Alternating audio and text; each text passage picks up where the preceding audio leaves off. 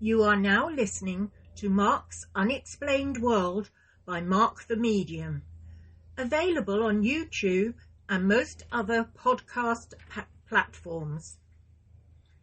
This episode is about rabies, so it's over to you, Mark.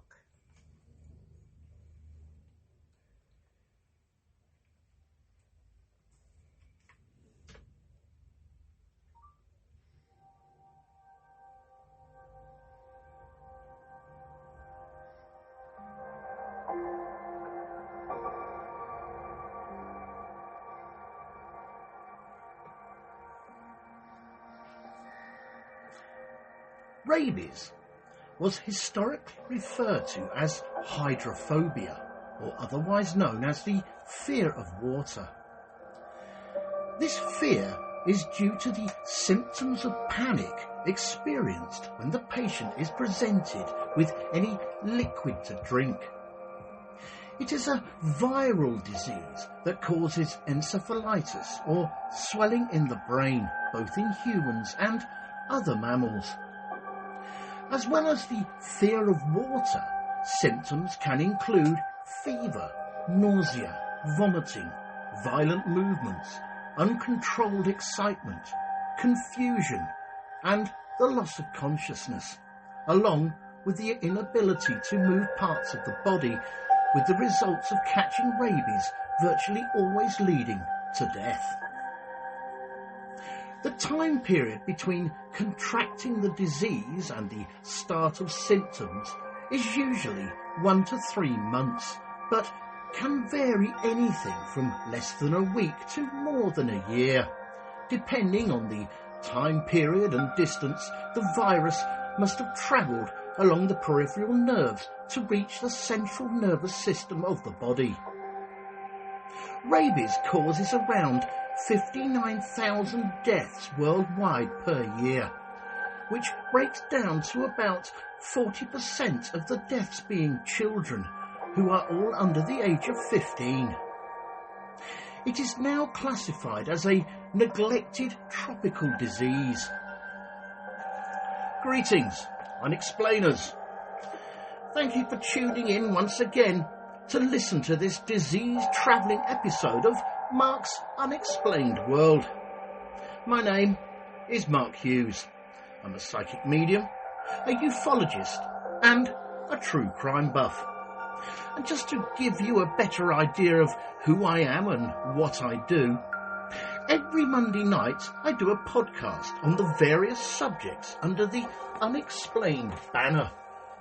These subjects include ufology, hauntings, disasters, and all sorts of paranormal phenomena, including true crime, unsolved crime, and missing people. So if you are listening to this show on YouTube, please give us a friendly review and a thumbs up, and if you enjoyed it, please subscribe to my channel. Of course, if you are listening on any other of the podcast platforms, again, give us a like and a follow. I gratefully thank you in advance. In this episode, I'm going to tell you about the dark story surrounding rabies. And this week's necessary disclaimer. This story is a tale that sadly involves death through sickness, including minors and animals, so may prove upsetting to some. You listen at your own discretion. Also, all opinions and comments are strictly my own, but the facts still remain. I also apologise if I pronounce anything incorrectly. And to be honest with you, this episode will be no different due to the number of scientific words that I came across in my research. I mean, why can't diseases or illnesses just be called things like John Smith disease or Collins illness? Anyway, I digress. Let's get back to the story. First up, and I'll give you some fair warning, part 1 is a bit of a science lesson, and I'm sure to say things differently, so do pay attention, people. The term rabies is derived from the Latin name of rabies, meaning madness. It is caused by a number of lyssaviruses from the Greek language, which include both the rabies virus and the Australian bat lyssavirus. And according to scientists, the Duvenhage lyssavirus may also be the cause of the rabies-like infection. The rabies virus is a type of species in the lyssavirus genus. The lyssaviron itself only has a helical symmetry of a length of roughly 180 nacrometers and a cross-section of about 75 nacrometers. On a short but interesting side note, the nacrometer, or otherwise known as the nanometer, is a unit of length in the international system of units equal to 1/1000th of a metre. See? That was a short side note, wasn't it? Anyway, right. These lyssavirons are enveloped and have a single-stranded RNA, or ribonucleic acid, genome with a negative sense. This RNA, or ribonucleic acid, genome of the virus encodes 5 genes whose order is highly conserved. These include nuclear protein, phosphoroprotein, matrix protein, glycoprotein, and the viral RNA polymerase. For the rabies virus to enter the cells, trimeric spikes on the exterior of the membrane of the virus interact with a specific cell receptor, with the most likely one being the acetylcholine receptor, I think that's right, which is an organic compound that functions on the brain. This cellular membrane then allows entry of the rabies virus into the cell by the way of an endosome. Another interesting side note here. Endosomes are a collection of sorting cells which is part of the membrane transport pathway. They can be classified as early sorting or late sorting, depending on their stage post-internalization. Endosomes represent a major sorting compartment of the body's system in cells. The virus then uses the acidic environment of that endosome and binds to its membrane while simultaneously releasing its 5 proteins and single-strand RNA, or ribonucleic acid, genome into the cytoplasm or cytoplasm, or the fluid that fills the cell. I hope you can keep up. Once the virus is within a muscle or nerve cell, it then undergoes replication. When there is enough viral proteins, it will then begin to synthesize new negative strands from the template of the original positive strands of RNA. These negative strands will then form complexes and travel to the inner membrane of the cell where protein has already embedded itself. This protein then coils around the complex of proteins, taking some of the host cell membrane with it, which will form the new outer envelope of the virus particle.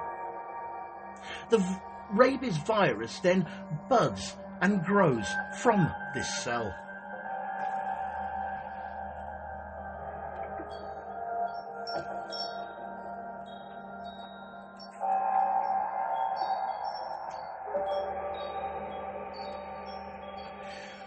From the point of entry, the rabies virus is neurotropic, which means it is capable of infecting nerve tissue as it travels along the neural pathways into the central nervous system.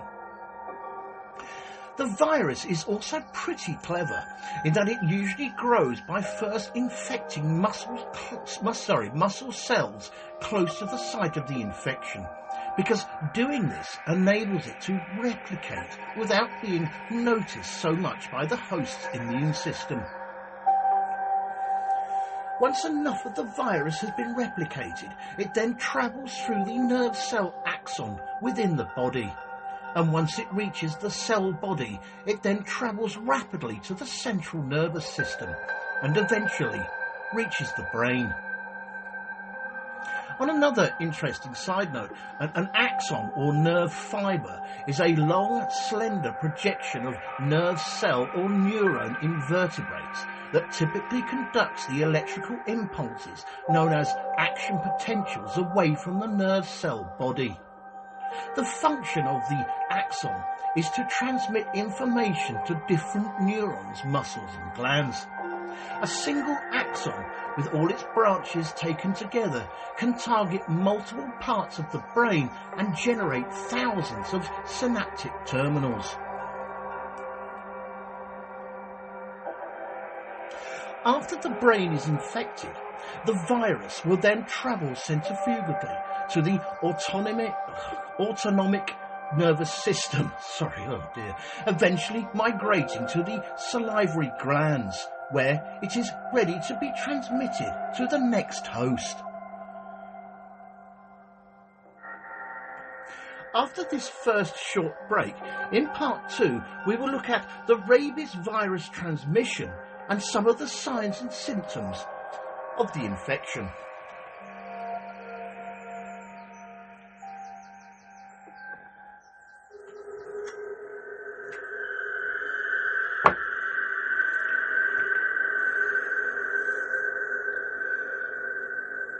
This show is brought to you courtesy of Neil Packer and the Haunted Antiques Paranormal Research Centre. Find them online at www.hauntedresearchcentre.com or at 9 to 11 Regent Street, Hinckley, LE10 1AW. Open on Saturdays from 10 a.m. to 4 p.m. for guided tours of the haunted rooms at just £3 per person. Booking is essential at all times, and over 16s only, please, unless accompanied by an adult. The haunted rooms are extremely haunted, and paranormal activity could and has taken place at any time. Some areas and particular objects or items can be quite scary and unnerving. Membership is available for £25 to qualify for selective offers. And why not download the app, available on both iOS and Android, for only $3.99. to keep up to date with what is coming up at the centre.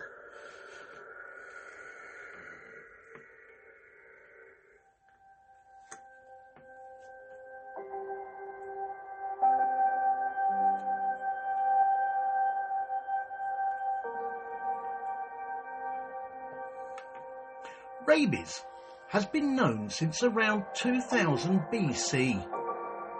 The first written record of rabies is in the Mesopotamian Codex of Eshnunna, circa 1930 BC, which says that the owner of a dog that was showing symptoms of rabies should take preventative measures against its bites.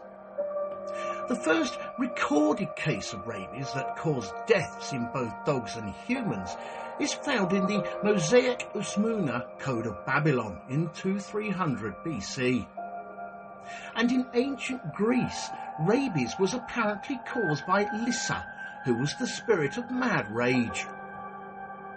The first recorded case of rabies being reported in the Americas was by a priest in Mexico in 1703.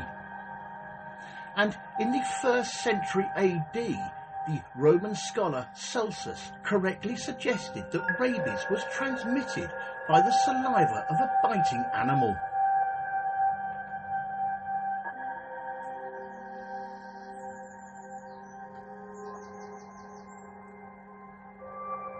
All warm-blooded species, people included, can become infected with the rabies virus and develop symptoms, so it is a sort of non-discriminative virus.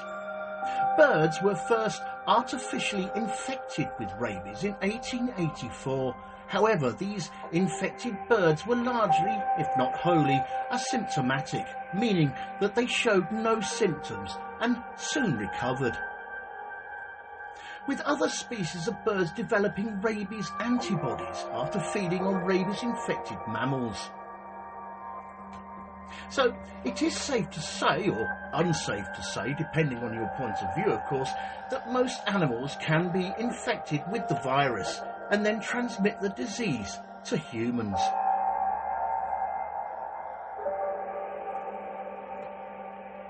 Over time, the rabies virus has also adapted to grow in the cells of cold-blooded vertebrae like turtles, tortoises, snakes, frogs, toads, and even the good old-fashioned honeybee. Figures say that worldwide, about 99% of human rabies cases come from the domesticated dog, with other sources claiming that rabies in humans comes from other animals like monkeys, raccoons, foxes, skunks, cattle, wolves, coyotes, and cats. The rabies virus can also spread through exposure to wild carnivores like infected bears or groundhogs, weasels, and other domestic farm animals. But lagomorphs such as hares, rabbits, chipmunks, gerbils, guinea pigs, hamsters, mice, rats and squirrels are almost never found to be infected with the rabies virus and are not known to transmit it to humans, and a bite from a mouse, rat or squirrel rarely requires any rabies prevention, mainly because these rodents are typically killed by any encounter with a larger rabid animal and would therefore not be carriers. The rabies virus is usually present in the nerves and saliva of a symptomatic rabid animal, with the root of the infection usually being, but not always, by a bite. In most cases, the infected animal is exceptionally aggressive and exhibits otherwise uncharacteristic behaviour and may attack without any provocation. This behaviour is what is known as viral pathogen behaviour, and it does this to facilitate its transmission to other hosts.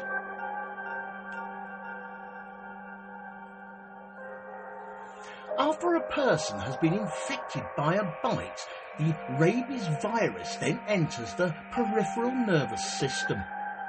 The virus then travels along the efferent nerve towards this central nervous system. Unfortunately, at this stage, the virus cannot be easily detected within the host. When the virus eventually reaches the brain, it rapidly causes what is known as the prodromal phase, otherwise known as encephalitis or inflammation of the brain, which is the beginning of the symptoms.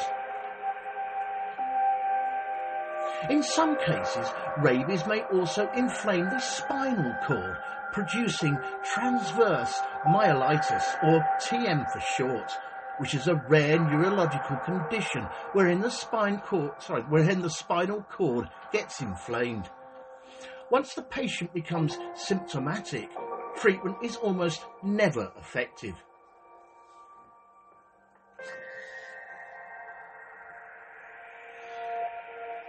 It is, of course, theoretically possible for a rabies-infected human to transmit the virus to others by either biting or otherwise. However, no such case has ever been documented.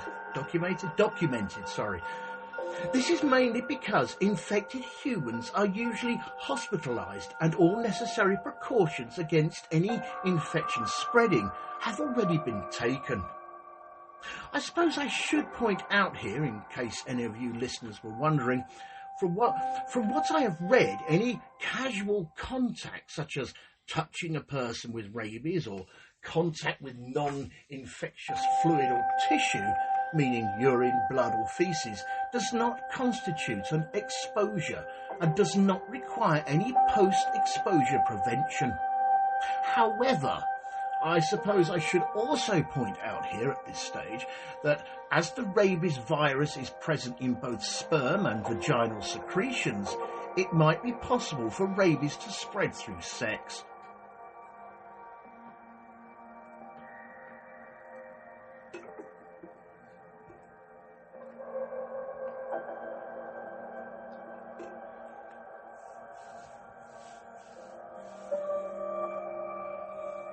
The period between infection and the first symptoms, or the incubation period, in humans is usually about 1 to 3 months. However, having said that, it has been known for this incubation period to be either as short as 4 days or as long as 6 years.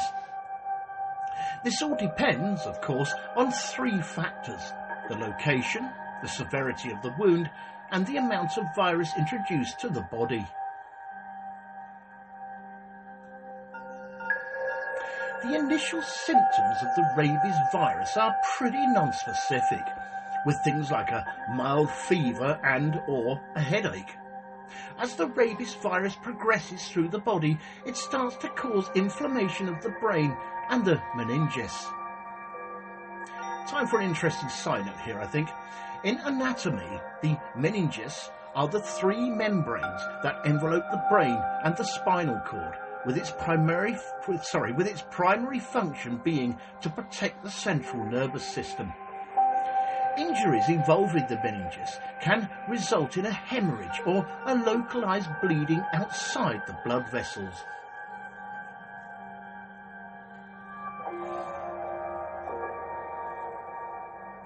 As the rabies virus progresses throughout the body, further symptoms can include slight or partial paralysis, anxiety, insomnia, confusion, agitation, abnormal behaviour, paranoia, terror, and hallucinations, along with another unusual symptom, and that is being hydrophobia, the fear of water. All these symptoms will then progress to delirium, a coma, and then ultimately death, which usually occurs from 2 to 10 days after the first symptoms appear.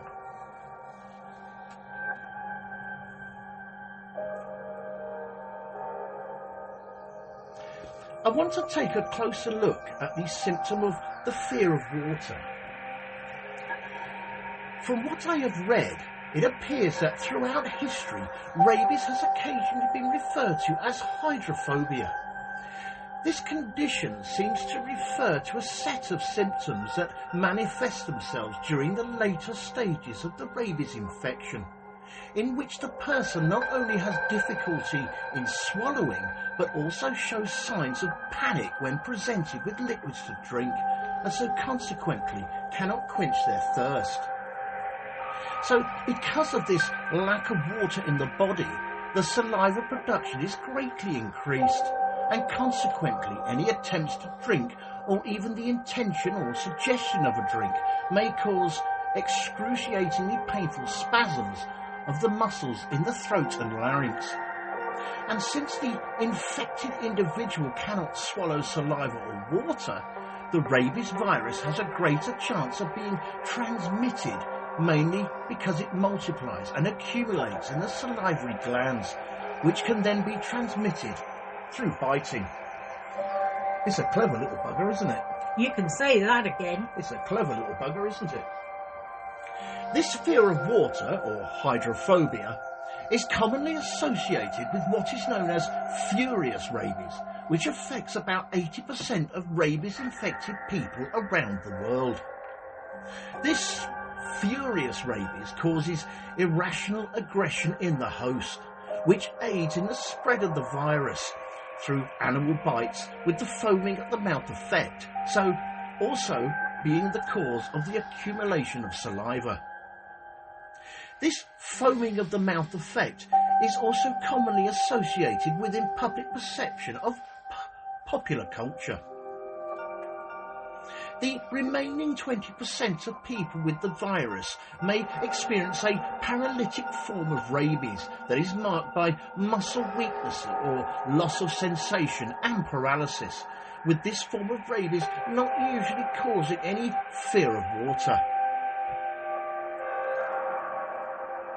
After this second short break, in part 3, we will look at preventions, treatments, and how the rabies virus over time has affected various countries around the world.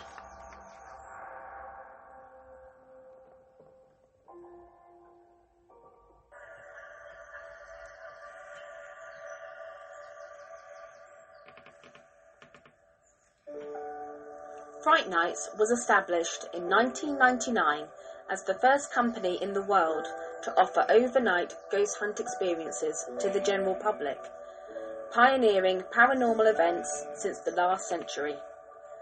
Fright Nights operate at hundreds of the UK's most haunted and exclusive venues. All events have their own team of experienced paranormal investigators, mediums and psychics. They have a VIP members club for regular returning guests, offering loyalty discounts and exclusive invitation-only events. They can also host private events for your family and friends.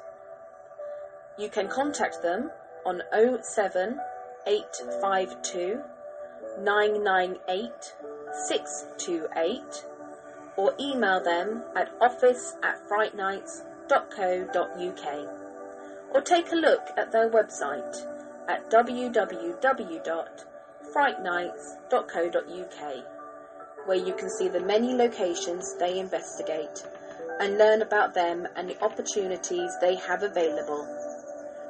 Hundreds of ghost hunters join Fright Nights every month for the most thrilling ghost hunting experiences they'll never forget. If you haven't been on a ghost hunt before, then why not join them to see what it's all about? Why not visit their social media sites for up-to-date information on all the places they visit and to see what's coming up in the future? They look forward to seeing you all soon. Fright Nights Ghost Hunting Events. Remember, only the original will do.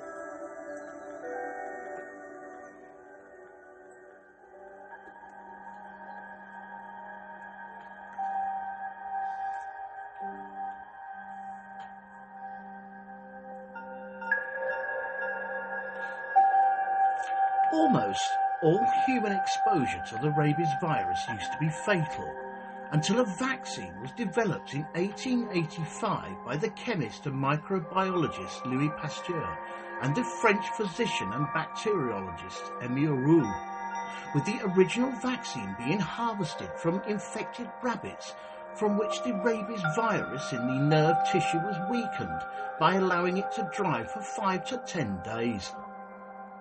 There is now a less expensive purified chicken embryo cell vaccine and a purified Vero cell rabies vaccine, which these days is now readily available and effective. Immunisation before exposure to the rabies virus has been used in both the human and animal population, where, in many countries around the world, domesticated animals, cats, dogs, etc., are required by law to be vaccinated. And in Belgium, France, Germany and the United States, they use what is known as a recombinant vaccine called VRG, which has been used to prevent outbreaks of rabies in undomesticated animals, such as raccoons, squirrels, etc.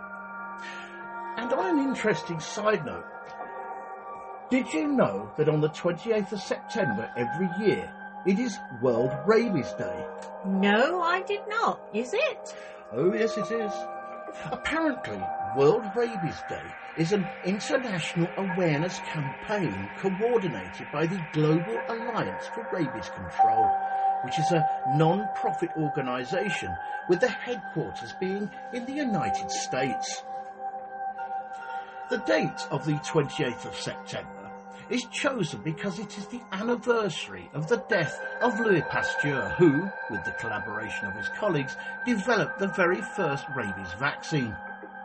The aim of World Rabies Day is to help raise awareness about the impact that the rabies virus has on both humans and animals, and to provide information and advice on how to prevent the disease, especially in at-risk communities, and support advocacy for increased efforts in rabies control.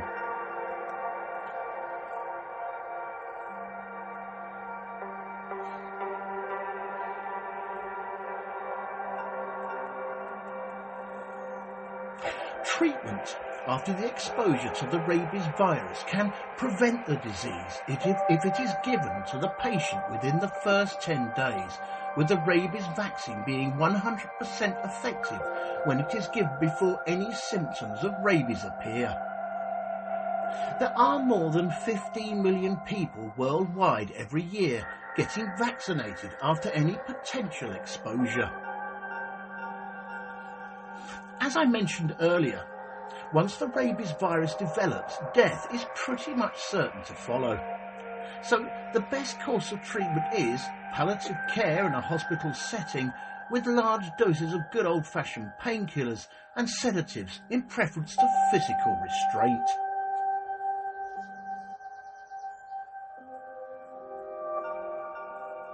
There was a treatment that had been proposed, known only as the Milwaukee Protocol, which involved putting a person into a chemically induced coma and using antiviral medications. It initially came into use in 2003 following a teenage girl named Gina Gaze from Wisconsin becoming the first person known to have survived rabies without preventative treatments before symptom onset. This Milwaukee Protocol has been tried multiple times since. However, it has now been assessed as an ineffective treatment.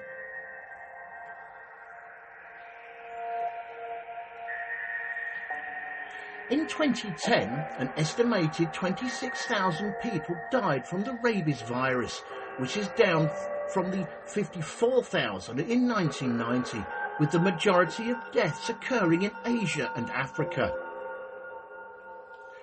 As of 2015 in India, there were approximately 20,847 deaths, which was followed by China, who had approximately 6,000 deaths.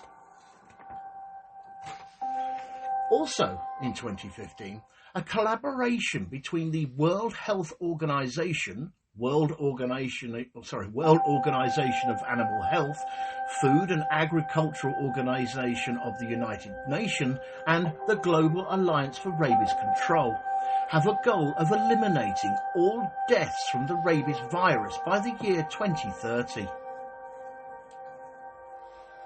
So, let's take a look at just a handful of countries around the world and see how each one of them has dealt with, or are currently dealing with, the rabies virus. India has the highest rate of human rabies in the world. This is due to it having a high number of stray dogs, whose number has greatly increased since the 2001 law came into effect that forbade them from being killed. And although Australia has an official rabies-free status, the Australian bat lyssavirus that was discovered back in 1996 is a rabies-causing virus related to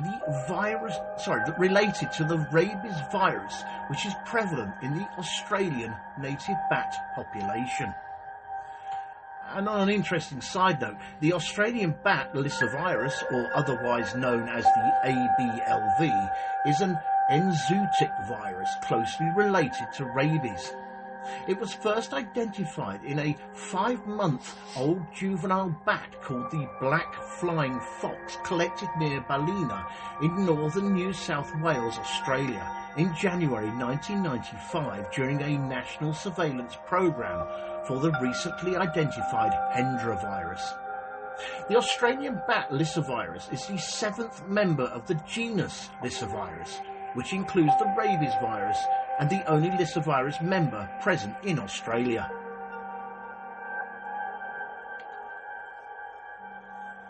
In the United States, canine-specific rabies has been eradicated, But rabies in common wild animals rabies is common among wild animals, my apologies, and an average of 100 domesticated dogs every year becomes infected from other wildlife.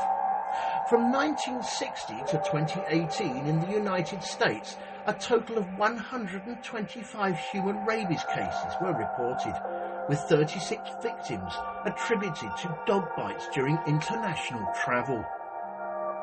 Among the 89 infections acquired in the United States, 62 of them were attributed to bats.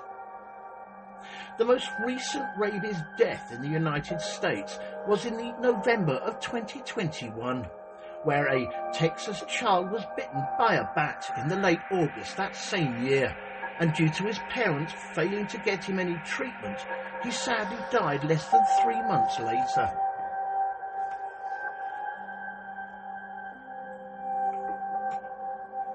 Cambodia has about 800 cases of human rabies per year, making it one of the top countries with human rabies infections and death.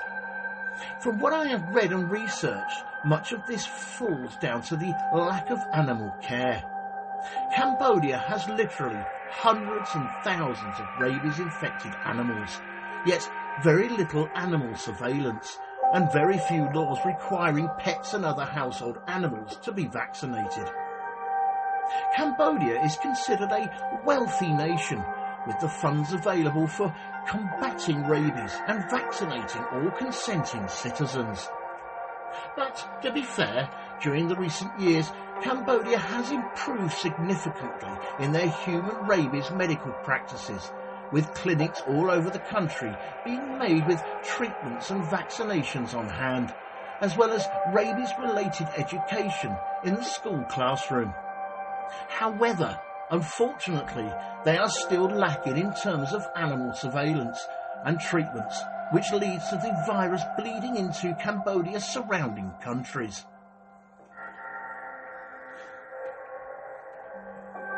Mexico, on the other hand, was certified by the World Health Organization as being free of any dog-transmitted rabies in 2019, mainly because in the last 2 years no cases of dog-to-human transmission had been recorded.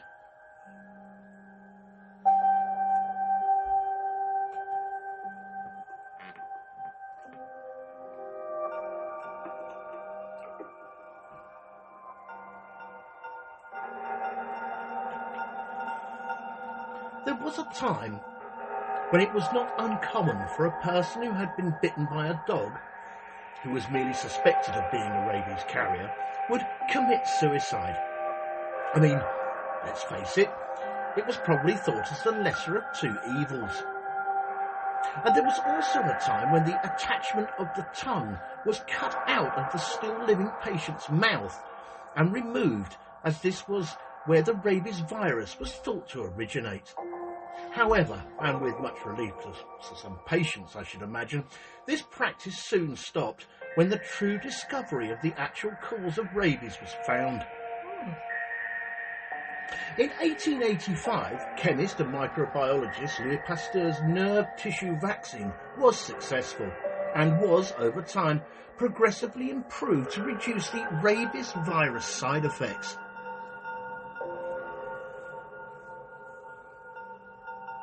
In modern times, the fear of rabies has not diminished. The worry is still there. The disease and its symptoms, mainly agitation, have served as an inspiration for several works of zombie or similarly themed science fiction stories or television franchises. These zombies are often portrayed as rabies which have mutated into a stronger virus, which fills humans, and in some cases animals, with a murderous rage or incurable illness, bringing about carnage and devastation. To be honest, this sounds a little like me when I've run out of beer.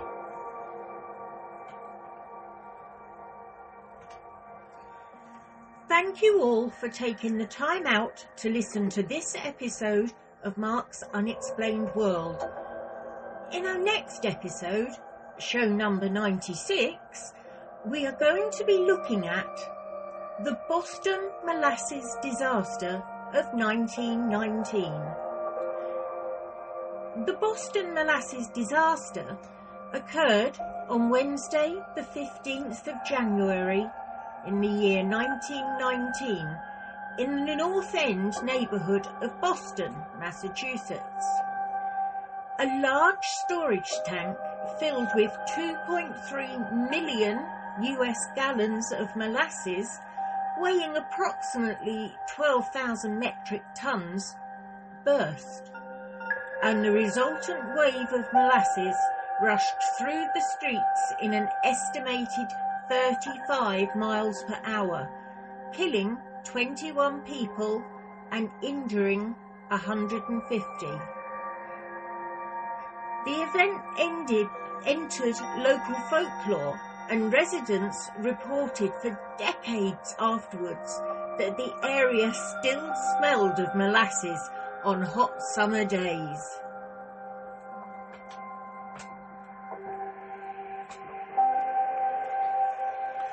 This show was written and researched by myself, Mark Hughes, and proofread and edited by Linda Hughes.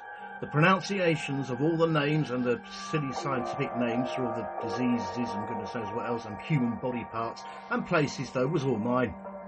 The actors in this episode were Mark Hughes, Linda Hughes and Denise Poolar, with special thanks to Neil Packer and the staff of the Haunted Antiques Paranormal Research Centre in Hinckley, and of course a big thank you to everyone for listening. And again, just to add, if you are listening to this show on YouTube, please give us a thumbs up and review with feedback, and subscribe to my channel. And if you are listening on any other podcast platforms, again, give us a like and a follow. I thank you in advance. Mark's Unexplained World, because there's more to the paranormal than meets the third eye. And remember guys, keep it real, because being real is better than being perfect. This show and all its contents are covered by basic copyright of Mark the Medium.